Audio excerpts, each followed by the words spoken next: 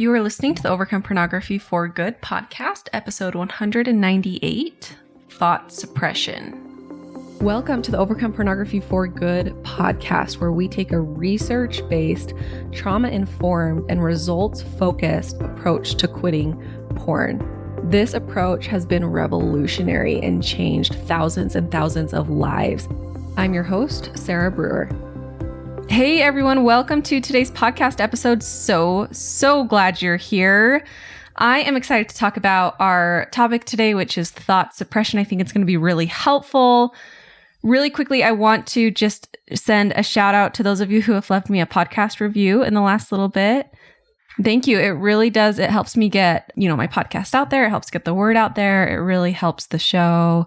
And I just love reading them too and appreciate it. So thank you. This one, it says, your podcast has drastically changed my mental state in just the last few weeks. It has made me so much more hopeful and excited in several emotional aspects of my life.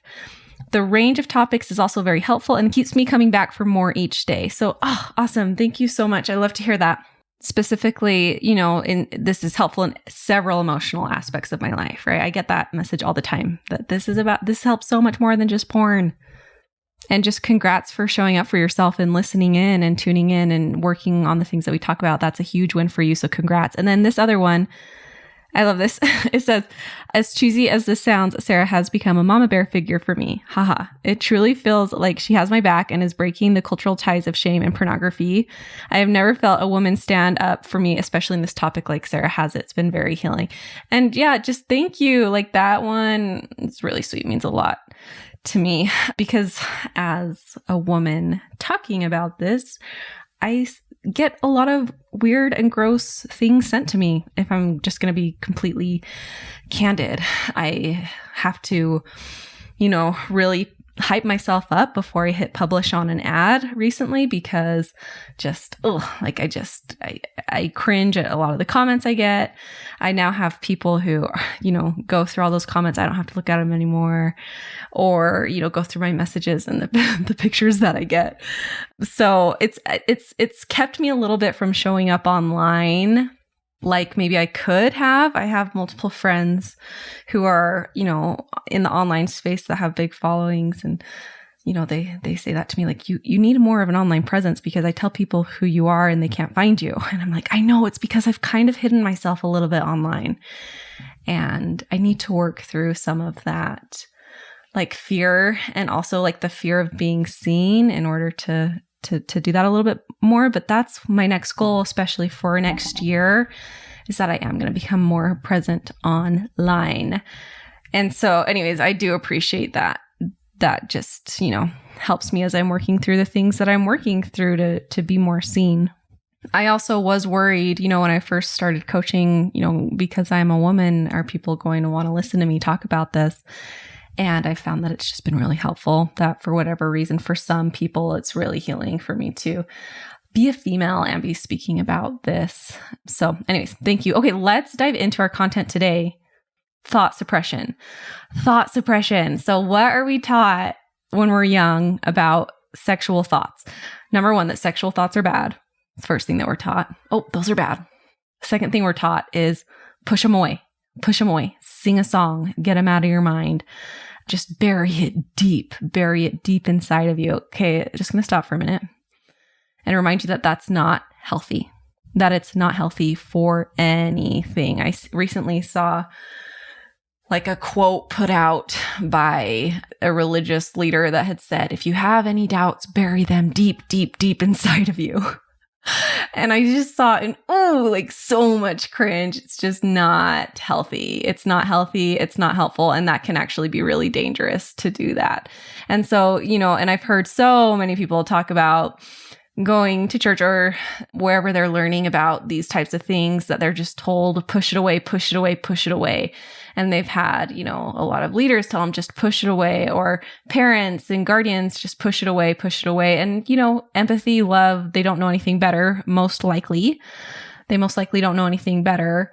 And there's a better way. There's a better way. The answer is not just push those feelings and those thoughts deep away, because you know what happens when we do that? It creates more problems. and it creates more out of control behavior.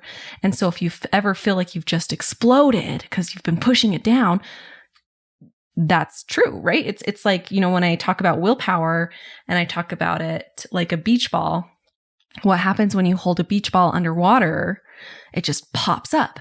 And the deeper that you hold that beach ball, the more energy it's going to have popping up. And it's the same thing when we try to suppress our thoughts or our sexual feelings. And so we're going to talk about what to do instead, and just some more concepts that might help you here. If you're, you've been listening to me for a while, you've heard me talk about these types of things before, but I'm hoping to repackage it in a way that might help you understand at a, even deeper depth today. Okay. So thought suppression, belief suppression, suppressing, if anything, is not healthy. It's not helpful. It doesn't make it go away. All it does is it makes it grow. Okay, so trying to fight off sexual thoughts can increase them.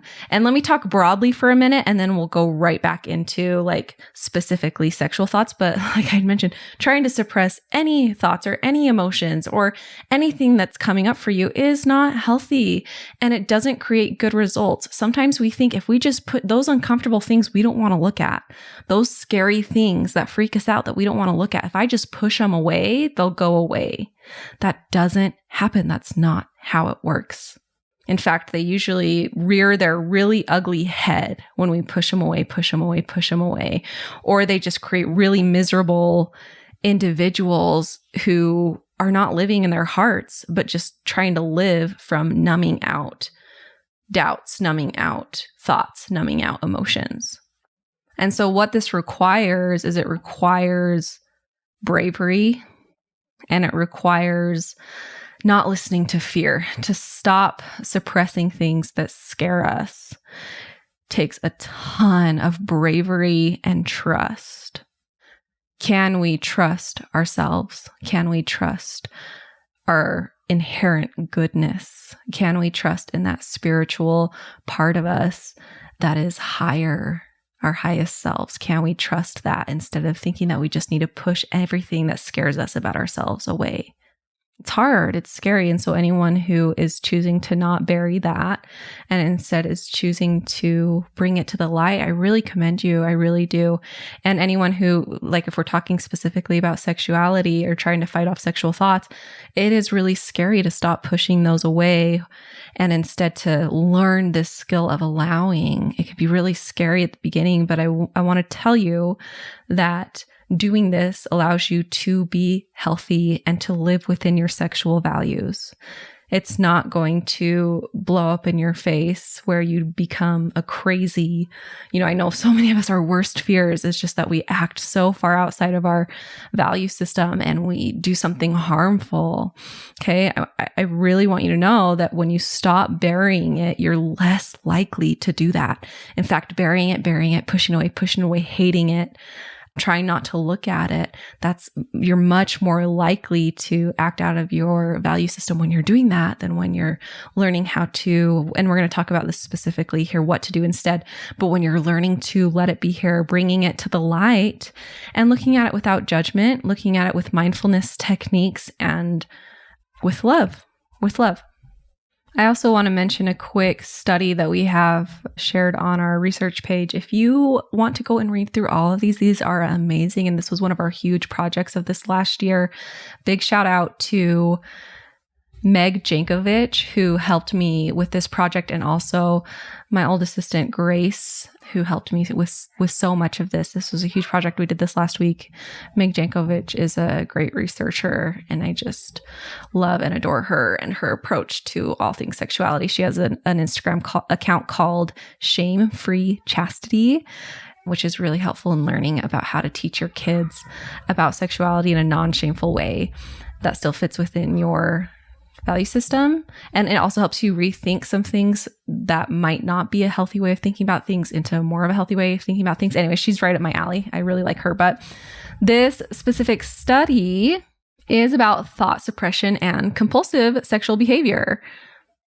And all of these research articles that we put on here and that we mention and that we summarize, they're all peer reviewed and, from really great sources that we've linked. Because if you're in research field or have done much of this, it's very easy to find biased stuff. And so our goal was to find the most professional and well done research that we could that was not biased. And so that's where all of this comes from. So the aim of this particular study was to investigate the suppression of thoughts and its possible importance in the cognitive model of predictive compulsive sexual behavior among Israeli Jewish religious and secular adolescents. So they're looking at, secular adolescents, very religious adolescents, and looking at what the suppression of thoughts, how it plays out when it comes to CSB, compulsive sexual behavior. And the results aren't going to be shocking to you, is that they found that the increased preoccupation with sexual behavior, which they mention is a hallmark of adolescence, is further intensified by suppressing these thoughts, thus becoming an essential part of the development of CSB or compulsive sexual behavior. So they're saying, right, when you're an adolescent and you have this increased preoccupation with sexual behavior, you're horny like crazy, right? Everything looks sexual to you. But when you're an adolescent and that's happening to you, this is further intensified when you're suppressing these thoughts. And then they say, thus that's becoming an essential part of this development of compulsive sexual behavior. So these individuals who are showing signs of compulsive sexual behavior, a huge part of that, an essential part of that is what they're seeing is the suppressing of sexual thoughts and sexual feelings.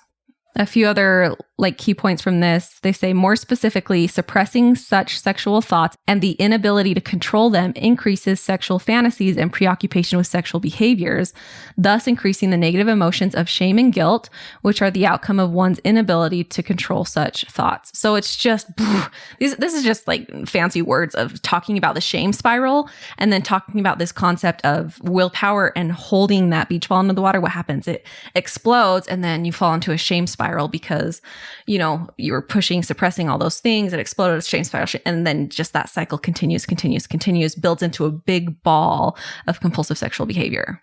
So, those of us who were taught to really repress are more likely to experience compulsive sexual behavior than people who are not taught to suppress. So the summary, right, trying to fight off sexual thoughts can actually increase them. And this may be why acceptance and commitment type therapy, which includes acceptance, mindfulness, and non-judgment, all the things you hear in the podcast, all the things we really dive into in the program, may be more effective to help people choose behaviors aligned with their values. So hopefully that gives us a really good understanding on why we don't want to suppress. Now, what do we do instead? Because we're scared to death to not suppress. There are so many things I can say here, but let's start with a few, I'll give you some good tips, okay? Now, one is going to be to look deeper at the beliefs causing your fear around sexuality. And this is a whole process.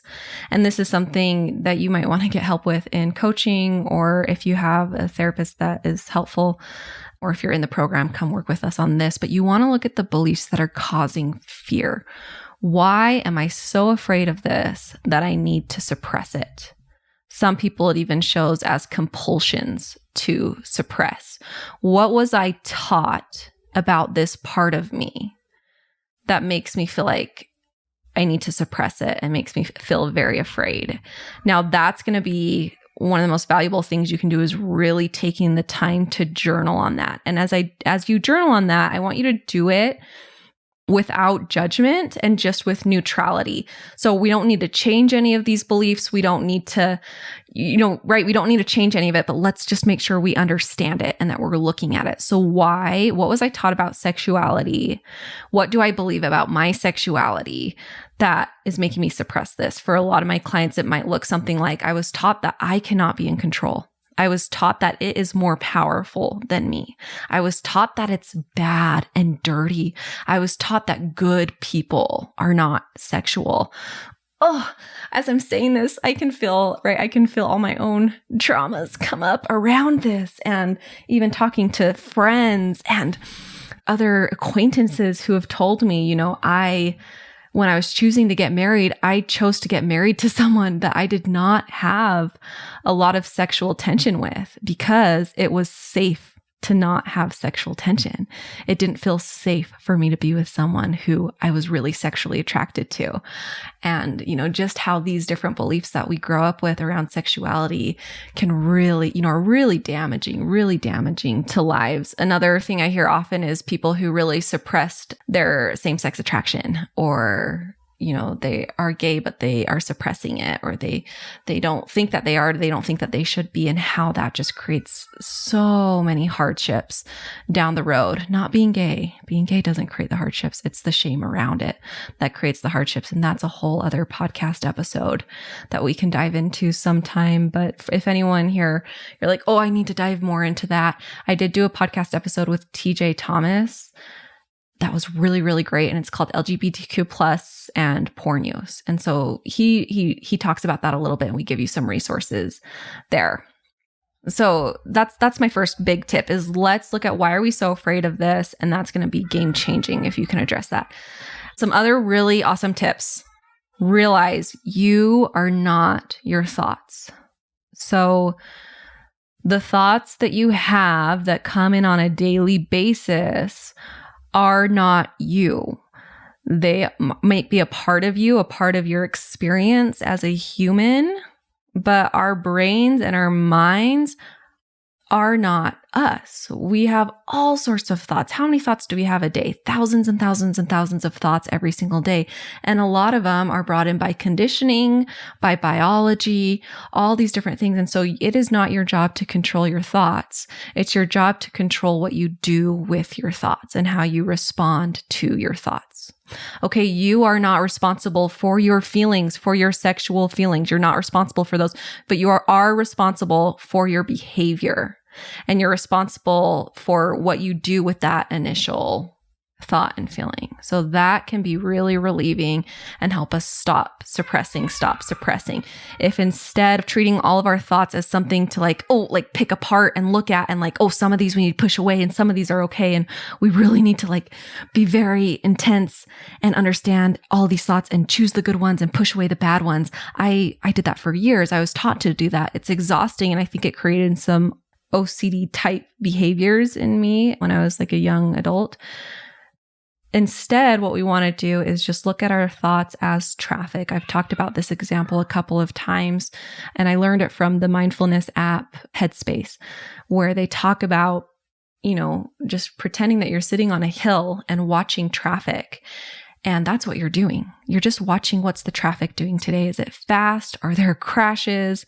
Is it slow? Is it going okay? Where are people turning? That's what we're doing. We're just going to be observing our thoughts neutrally. It's okay. Oh yeah, there's green cars today. There's a crash over there today. We're not getting in the cars and driving with them or trying to control the cars. We're just watching the cars. We're being present with the cars. And then we decide what we want to do despite what the cars are doing. Okay. And then my last tip for you on thought suppression is neutralizing. Is there a possibility for us to neutralize the thoughts that we're having? This comes with this concept I just talked about just watching your thoughts instead of judging every single one. Can we neutralize it? Oh, this thought popped into my head. Okay. Oh, that thought popped into my head. Okay. Some of my clients speak about this like processing thoughts is the term that I've heard them use, where if you've heard me talk, we talk about processing emotion, which is when you have emotion, stop, drop, and breathe. It's okay for that feeling to be there. We breathe into it and we just let it be there. We just let it hang out with us. We can do the same thing with our thoughts where it's not, now you're not judging it or going into it or trying to, we're not fantasizing on that thought, creating more of that thought. We just notice that thought, be with it, and let it be there neutrally. And then what you notice is it comes and it goes, and it comes and it goes, and it comes and it goes. Now, when we suppress it, it doesn't come and go. When we suppress it, it stays. It stays, it stays, it stays, and stays. We want to look at these neutrally and just let them come and go. You can also do this with emotions. So a lot of us, at least I if you're like me, you might have a tendency to feel like you need to explain your emotion or justify your emotion. I feel sad and this is why I feel sad and I need to be justified in this sadness, or I need to explain it so that I feel okay about feeling sad, because if I can't justify it, then I just feel guilty about being sad. Or anger, right? I'm angry and I need to justify that angry. I can't just, if I don't have a good reason for being angry, there's something wrong with me, right? Instead, what we can do is we can just let it be. I feel sad, and it is. I cannot control that I feel sad. I'm not going to push it away. I just feel sad right now. Now, right, when I say I can't control this, I can see a lot of people, what about this? And what about this? And the nuances here. And yeah, like there are things that we can do to help our bodies be in higher states of vibration and to operate from, a better feeling emotion. Absolutely. We can learn how to heal and how to live out of more joy. But in the moment of the emotion, you can't stop it. It's just there. And so instead of needing to justify it, can we just be with it and just let it be? I feel angry. That's it. I just have anger. I just have anger in my body. I have guilt. I have guilt. There is guilt. There is guilt here.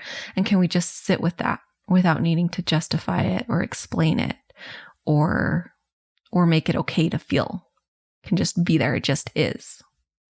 So this is the skill of being the observer of our mind. Instead of judging our mind and trying to control our mind, we're just observing it. Observing. And what you'll notice as you do this is that there are the two parts of you. There's the part of you that can observe your brain and just let it be. And then there's the part of you that just has all these thoughts that happen to you and these feelings happen to you. And you'll notice that that part doesn't control you. That part that just has the thoughts come in doesn't control you. This might be the reason that so many of us are afraid of our sexual thoughts, is because we think that we don't have control, that we don't understand that we are two different things. We are the thing that observes, and we're also the thing that is being observed. Am I making sense? This might sound a little Eckhart Tolle. If anyone listens to Eckhart Tolle, some of his stuff you really have to think about.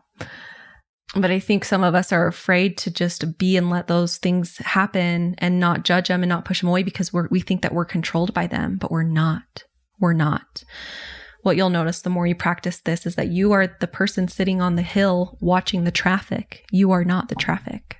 And so you can just let the traffic be the traffic for the day and do whatever it is you decide. Whatever it is you decide. When you stop suppressing your thoughts, you get your control back. When you stop suppressing your thoughts and your feelings and pretending like they're bad and you just let them be, you have the control of being that person on the hill just watching that has complete control over what they do despite what's going on in traffic. Okay, this is a practice. This is something that you might understand listening to me on the podcast, but it's a whole different thing when you're practicing it. So, sit with this and really ask your heart and body to show you what these concepts mean in real life.